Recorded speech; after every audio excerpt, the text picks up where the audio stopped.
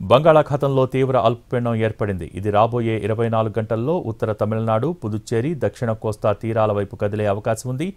ఈ రోజు రాత్రి బాపట్ల, నెల్లూరు, ప్రకాశం, రాయలసీమలో కొన్ని చోట్ల అతి భారీ వర్షాలు పడే అవకాశాలు ఉన్నాయి. రేపు ప్రకాశం, నెల్లూరు, చిత్తూరు, తిరుపతి జిల్లాల్లో అక్కడక్కడ భారీ వర్షాలు కురిసే ఛాన్స్ ఉంది. ప్రభావిత జిల్లాల కలెక్టర్స్తో వీడియో కాన్ఫరెన్స్ ద్వారా అత్యవసర సమీక్ష నిర్వహించారు హోంమంత్రి అనిత. అలర్ట్గా ఉండాలని సూచించారు.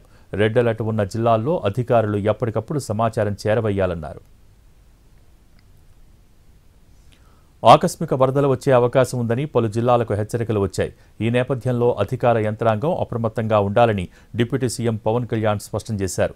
రెవెన్యూ, పోలీస్, అగ్నిమాపక శాఖలు చేపట్టే సహాయక చర్యలు, ప్రజలను సురక్షిత ప్రాంతాలకు తరలించేటప్పుడు పంచాయతీరాజ్ సిబ్బంది కూడా పాలుపంచుకోవాలని ఆదేశించారు.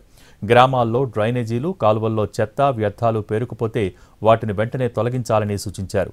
ప్రభావిత జిల్లాల్లో పరిస్థితిని ఎప్పటికప్పుడు పర్యవేక్షించాలని తన కార్యాలయ సిబ్బందికి దిశానిర్దేశం చేశారు పవన్. భారీ వర్షాల హెచ్చరికలతో సీఎస్ విజయానంద్ కూడా అధికారులతో సమీక్ష నిర్వహించారు. వర్ష ప్రభావ జిల్లాల కలెక్టర్లు, అధికారులు అందుబాటులో ఉండాలని ఆదేశించారు. విద్యుత్ అంతరాయం లేకుండా చర్యలు తీసుకోవాలన్నారు.